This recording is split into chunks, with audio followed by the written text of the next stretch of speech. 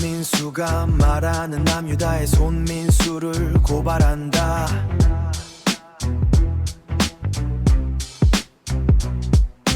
강민수가 말하는 남유다의 손민수를 고발한다. 진품의 껍데기를 쓴 위선자들, 정체성 망각 속에 침몰하는 꼴, 정체성 망각 속에 침몰하는 꼴. 아수르를 따라해, 북이스라엘을 따라해, 영적으로 타락해, 영적으로 타락해.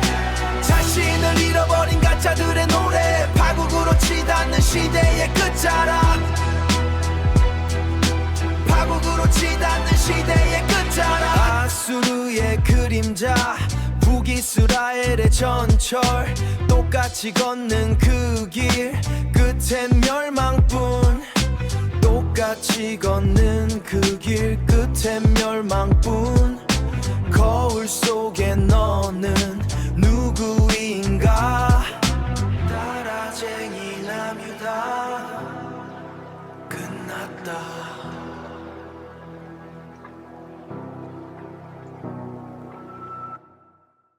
네, 여러분 노래 잘 들으셨나요? 세상이 좋아졌습니다. 어쨌든 노래 가사처럼 강민수인 제가 손민수에 대한 이야기를 하려고 합니다. 손민수를 아시나요? 손민수는 예전에 인기가 많았던 웹툰으로 드라마까지 제작된 치즈 인 더 트랩에 등장하는 인물입니다. 이때 유행한 신조어가 하나 있습니다. 바로 손민수하다입니다. 자존감이 낮은 캐릭터 손민수가 자기가 동경하는 주인공 홍설의 머리 스타일, 옷차림, 심지어 말투와 인간관계까지 병적으로 똑같이 따라하는 데서 유래한 말입니다. 내 안에 확고한 나라는 정체성이 없으니까 겉보기에 잘 나가고 매력적인 남의 껍데기를 그대로 베껴서 내 것인 양 포장하려는 씁쓸한 모습입니다. 그런데 여러분, 오늘 성경에도 이 손민수 증후군에 심각하게 걸렸던 사람들이 등장합니다. 이들은 하나님의 자녀라는 우주에서 가장 위대하고 고귀한 오리지널 정체성을 가지고 있었습니다. 그런데 눈을 들어 세상을 보니까 우상을 섬기는 강대국들이 너무 화려하고 잘 나가 보이는 것입니다. 그래서 결국 자기들의 거룩함을 다 쓰레기통에 버리고 세상에 타락한 성공 방식을 완벽하게 손민수해 버린 것입니다. 세상의 성공을 베끼려다가 자기 영혼을 파괴해 버린 참혹한 카피캣들의 역사, 오늘 열왕기하 14장부터 16장까지의 이야기를 함께 살펴봅시다. 먼저 열왕기하 14장입니다. 아마샤의 착각과 여로보암 2세의 공짜 번영에 대한 이야기가 나옵니다. 남유다의 아마샤 왕은 에돔과의 전쟁에서 대승을 거둡니다. 그런데 이 작은 성공이 독이 되었습니다. 자존감이 헛바람으로 꽉 찬 아마샤는 당시 더 크고 강했던 북이스라엘을 향해 한판 붙자며 무모한 도전을 합니다. 북이스라엘 왕이 가시나무가 백향목에게 덤비는 꼴이라며 코웃음을 쳤지만 교만한 아마샤는 끝내 전쟁을 일으켰다가 처참하게 짓밟힙니다. 예루살렘 성벽은 무너지고 성전 보물은 다 털렸으며 아마샤는 결국 반역자들에게 암살당합니다. 한편 북이스라엘의 여로보암 2세는 이스라엘 역사상 영토를 가장 넓게 확장하며 많은 경제적 번영을 누립니다.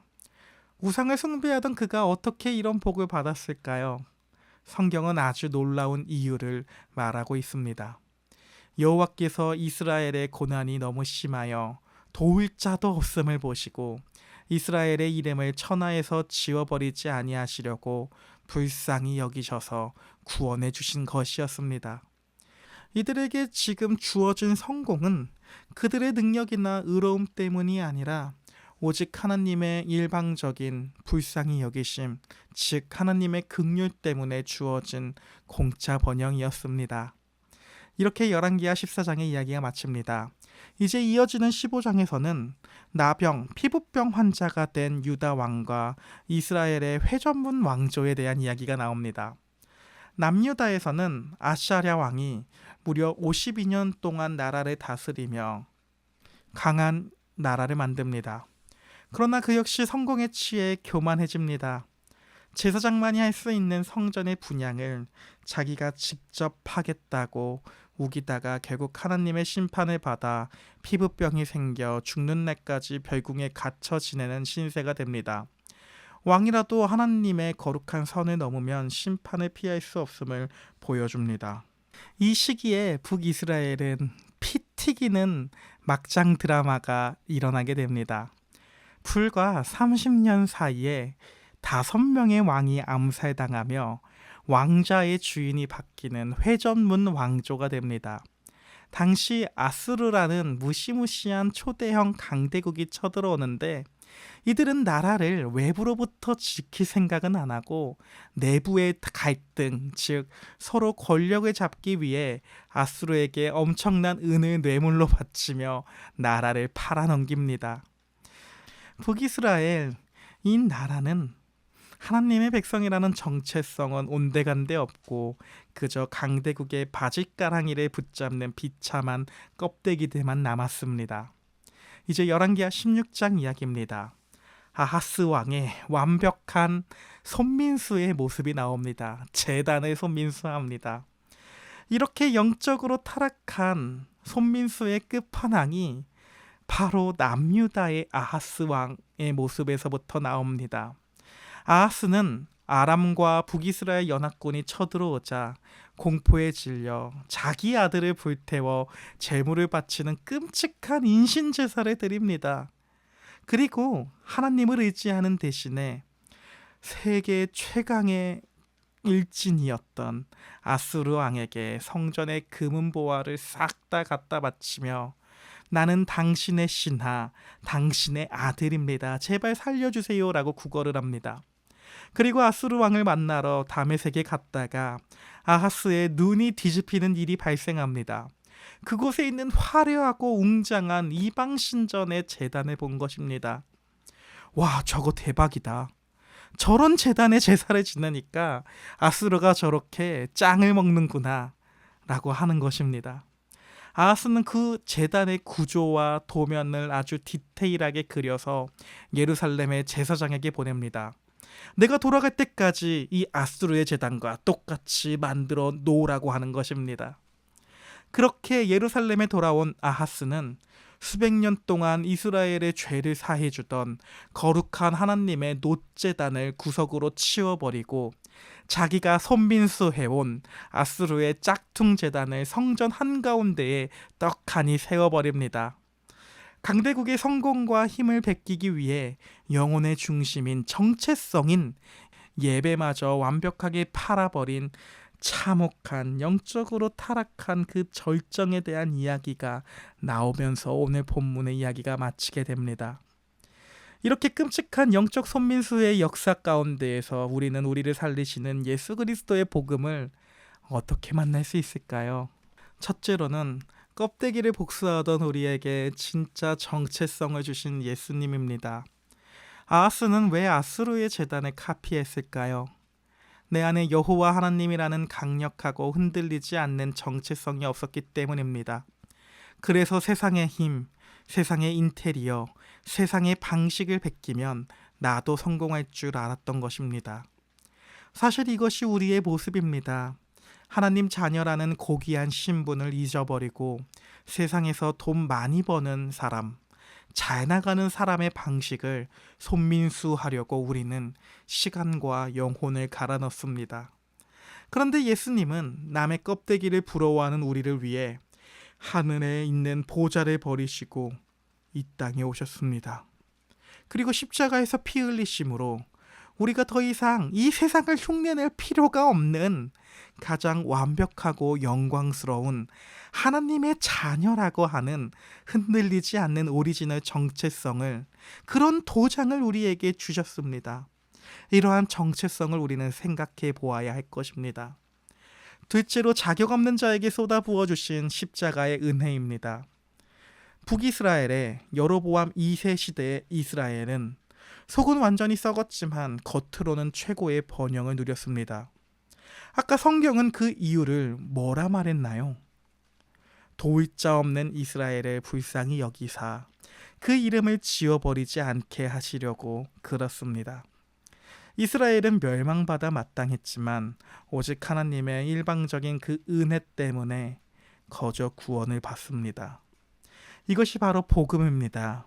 우리는 스스로를 구원할 능력이 단일도 없는 전적인 타락한 상태입니다. 그런데 하나님께서는 우리를 긍휼히 여기시고 영원한 심판에서 우리 이름을 지우지 않으시려고 하나님 당신님의 하나뿐인 아들 예수 그리스도를 십자가에 대신 내어주셨습니다. 우리는 우리의 스펙이나 능력이 아니라 조건 없는 십자가의 은혜로만 살아가는 존재가 됩니다. 세 번째로 밀려난 놋제단을 대신해 단번에 제물이 되신 예수님입니다. 아하스 왕은 화려한 세상의 제단을 들여놓고 우리 죄를 씻어주던 겉보기에는 볼품없는 하나님의 놋제단을 구석으로 처박아 버렸습니다. 예배의 중심을 잃어버린 것입니다. 우리가 하나님께 나아가는 길은 세상의 화려한 프로그램이나 번쩍이는 인테리어가 아닙니다. 구석으로 버려진 그 놋제단처럼 2000년 전 예루살렘 성문 밖 볼품없는 골고다 언덕에서 속옷바람으로 우리를 위해 찢기시고 피 흘리신 예수 그리스도의 십자가만이 유일한 생명의 길입니다. 예수님 자신이 친히 더럽혀지지 않는 완벽한 성전이 되어주셨고 영원한 대제사장이 되셔서 단번에 우리의 모든 죄를 정결하게 씻어주셨습니다. 사랑하는 여러분, 오늘 성경의 왕들은 세상의 성공과 힘을 부러워하며 아수르를 병적으로 손민수하다가 결국 나라와 영혼을 모두 잃어버렸습니다. 혹시 우리의 마음속 중심에는 지금 무엇이 있을까요? 세상 친구들의 화려한 인스타그램 피드, 남들의 스펙, 돈 버는 방식이라는 아수르의 짝퉁 재단을 세워두고 부러워하고 있지는 않을까요? 그리고 나를 위해 십자가에서 살을 찢으신 예수님의 그 투박하고 은혜로운 십자가 재단은 마음 구석으로 밀어버리지는 않았나요? 우리는 세상을 흉내내며 살 존재가 아닙니다. 따라할 필요도 없습니다. 썩어질 것들입니다. 우리는 창조주 하나님의 피값으로 삼바된 세상 그 무엇과도 비교할 수 없는 거룩한 하나님의 겉작품들입니다. 오늘 하루 세상을 향한 이 부질없는 영적 손민수를 경계하고 멈춥시다. 우리의 마음 한가운데에 무너진 십자가의 제단을 다시금 세우고 우리가 예수 그리스도 안에서 얼마나 존귀한 사람인지를 묵상하고 당당하고 자유롭고 행복하게 살아내는 우리 오늘 하루가 될 수 있기를 기도합니다. 파이팅입니다.